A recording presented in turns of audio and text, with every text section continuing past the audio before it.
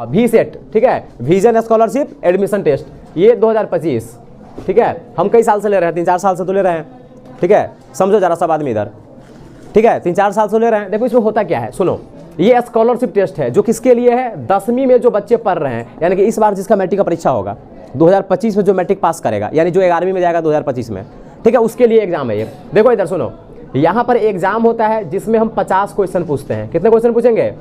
50 question पूछेंगे, सारा का सारा ऑब्जेक्टिव क्वेश्चन, ठीक है, ऑब्जेक्टिव यानी टिक मारने वाला। OMR शीट पर उसका आंसर लिखना रहता है, गोला लगाना रहता है, ठीक है। तो 50 क्वेश्चन रहेगा। इस 50 क्वेश्चन में इस बार थोड़ा हम पैटर्न चेंज किए हैं, मैथ से 20 क्वेश्चन पूछेंगे।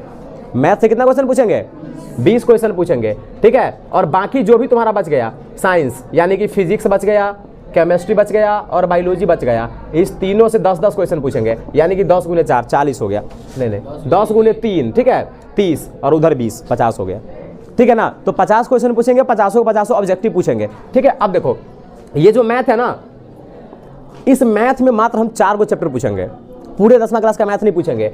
इसमें सबसे पहले पूछेंगे क्षेत्रमिति, मेंसुरेशन, ठीक है ना, क्षेत्रमिति, वो जो चैप्टर नहीं था, आयतन, क्षेत्रफल, गोला, गोला बेलन और शंकु, ये जो शंकु का छिन्नक उन्नक सब नहीं है, हाँ, तो उस सबसे क्वेश्चन पूछेंगे। हाँ, बाल्टी वाल्टी वाला सब पढ़ा होगा तो लोग 10वीं क्लास में। सुनो इधर, तो क्षेत्रमिति से क्वेश्चन पूछेंगे।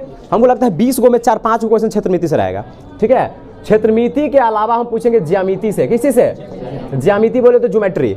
11 गो थ्योरम है ना, तो हम थ्योरम थोड़ी पूछेंगे, 11 के 11 थ्योरम पर सवाल पूछेंगे, ठीक है, मतलब थ्योरम पर सवाल पूछेंगे, सिंपल। ज्यामिति में सवाल पूछेंगे, ठीक है। और हमको लगता है कि 20 गो क्वेश्चन में 10 गो क्वेश्चन कम से कम ज्यामिति से हम पूछेंगे, ठीक है। ज्यामिति एक ऐसा सब्जेक्ट है, उससे पता चलता है कि तुम्हारे पास दिमाग कितना है, ठीक है ना, बड़ा उसमें बुद्धि लगा के सवाल बनाना रहता है। तो ज्यामिति से हम 10 गो सवाल पूछेंगे 20 गो में, और 5 गो किससे? क्षेत्रमिति से। 15 गो ऐसे ही हो गया, ठीक है ना। 10 गो हम कह रहे हैं, जरूरी नहीं 10 गो, 8 गो भी हो सकता है, 9 गो भी हो सकता है, 11 गो भी हो सकता है, मतलब उसके आसपास में, ठीक है। क्षेत्रमिति हो गया, ज्यामिति हो गया। तीसरा हम पूछेंगे ट्रिगोनोमेट्री, यानी कि त्रिकोणमिति, ठीक है, ट्रिगोनोमेट्री हम पूछेंगे। इससे भी लगभग 3-4 क्वेश्चन रहेगा, 3 गो क्वेश्चन, ठीक है। और हम ऐसा नहीं पूछेंगे बिहार बोर्ड जैसा sin θ = 4/3 है तो tan θ का मान बताइए, बाक इतना आसान पूछ देंगे, ठीक है। ये तो बच्चा वाला क्वेश्चन हो गया ना। हम एप्लीकेशन बेस्ड क्वेश्चन पूछेंगे। एप्लीकेशन मतलब हाइट एंड डिस्टेंस, एप्लीकेशन मतलब हम हाइट एंड डिस्टेंस से ज़्यादातर क्वेश्चन पूछेंगे। हाँ, 1-2 को ये भी ऐसा क्वेश्चन नहीं पूछ सकते हैं थ्योरी पर, ठीक है ना, लेकिन हम एप्लीकेशन बेस्ड क्वेश्चन पूछेंगे हाइट एंड डिस्टेंस से, ठीक है। तो 3-4 क्वेश्चन इससे भी रहेगा। उसके बाद हम पूछेंगे द्विघात समीकरण से। किससे? द्विघात समीकरण। द्विघात समीकरण में कौन सा? भाषा वाला पढ़ा होगा, एक ट्रेन की चाल दूसरे ट्रेन से 20 अधिक है, नहीं ये सब पढ़ा होगा ना, नहीं ऐसा है ना, तो दूसरा वाला ट्रेन पहला को कितना देर में पछुआ देगा, ये सब पढ़ा है तुम लोग। हाँ, मतलब जो भाषा वाला चैप्टर है, एप्लीकेशन, सिंपल द्विघात समीकरण का एप्लीकेशन दैनिक जीवन में, हम वहां से क्वेश्चन उठाएंगे। इससे भी 2-3 क्वेश्चन है, 2 क्वेश्चन मेरे विचार से 2 या 3 को रहेगा, ठीक है। तो देख, मात्र ये 4 चीजें मैथ में हम पूछेंगे और किसी से नहीं। कोई एपी जीपी एचपी कुछ नहीं पूछेंगे हम, ठीक है ना। स्टैटिस्टिक्स और इधर कोऑर्डिनेट ज्योमेट्री, ये सब कुछ नहीं। हाँ, वो सब कुछ नहीं, रियल नंबर फियल नंबर कुछ नहीं, ठीक है ना। तो याद रखेगा, मात्र ये 4 चीज हम मैथ में पूछेंगे और बाकी साइंस वाइंस में सब कुछ पूछेंगे, ठीक है ना। इसमें जो बायोलॉजी है, देखो बायोलॉजी के बारे में याद रखना, हम इससे 2 गो चैप्टर नहीं पूछेंगे। एक हमारा पर्यावरण, ठीक है ना, इन्वायरमेंट वाला चैप्टर नहीं पूछेंगे, ठीक है। इससे हम क्या क्या पूछेंगे? इससे हम पूछेंगे एक जैव प्रक्रम, यानी कि जो लाइफ प्रोसेस है, जैव प्रक्रम पूछेंगे, रिप्रोडक्शन पूछेंगे, ठीक है ना, रिप्रोडक्शन पूछेंगे। उसके बाद पूछेंगे कंट्रोल एंड कोऑर्डिनेशन, यानी कि समन्वय और नियंत्रण।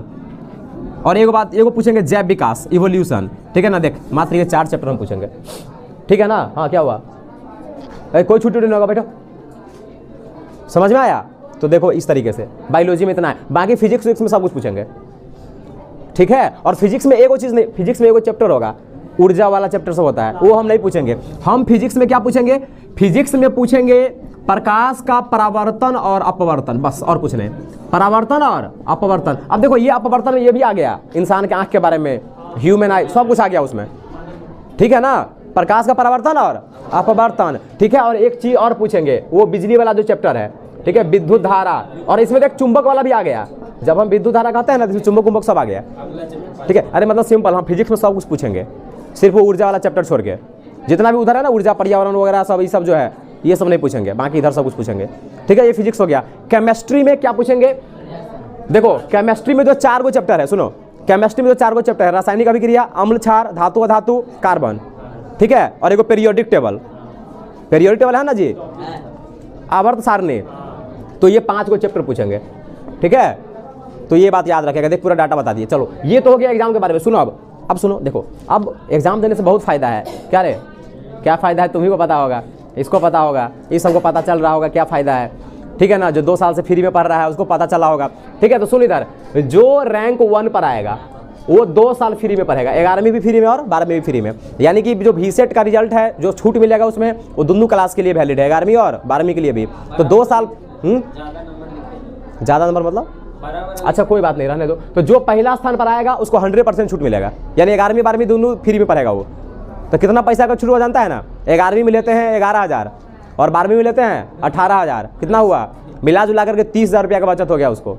कितना रुपया का बचत हुआ, हाँ टेस्ट फीस उसको देना पड़ेगा, 2-3 हज़ार रुपया जो टेस्ट फीस लगता है उसको देना पड़ेगा, दोनों मिला करके, ठीक है। तो लगभग 30,000 रुपया का छूट हो रहा है, तुम समझ रहा है बात, 30,000 का वैल्यू होता है, ठीक है। हम ऐसा भी कर सकते थे, 30,000 के को लैपटॉप दे दिया, लेकिन तुम लैपटॉप लेके क्या करेगा, पढ़ो ना यार आकर के यहाँ, 2 साल फ्री में पढ़ो, ठीक है। तुम लैपटॉप लेके क्या करोगे, ठीक है, पढ़ो। तो 2 साल वो फ्री में पढ़ेगा। जो रैंक 2 पर आएगा उसका हम 75% फीस माफ कर देंगे। 75% का क्या मतलब हुआ, 100 को लगेगा 10,000 तो तुमको लगेगा 2500, यानी तुम्हारा 75 से माफ हो गया, ठीक है। देखिए इसमें फायदा है। जो रैंक 3 पर आएगा उसको देंगे 50% डिस्काउंट, यानी कि 100 को लगेगा 10,000, तुमको कितना लगेगा 5,000, बाकी जो भी आएगा उसको 25%, ठीक है ना, जो VSET में शामिल है, ठीक है, 25% देंगे। तो देखिए इतना सारा फायदा है ये VSET का। इसका फॉर्म हो गया है ओके, ठीक है।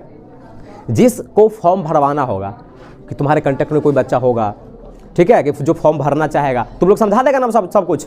देखिए फायदा है, ठीक है भाई। और दूसरी बात, सबसे इंपॉर्टेंट बात, हम VSET के फॉर्म भरने का 1 रुपया नहीं ले रहे हैं, फ्री है बिल्कुल, ठीक है। एग्जामिनेशन फी 0, कोई पैसा वैसा नहीं ले रहा है। तो हमको कोई कह नहीं सकता है कि देखो कोई पैसा कमाने के लिए ऐसा करता है ना, हमको कोई ये भी नहीं कह सकता है कि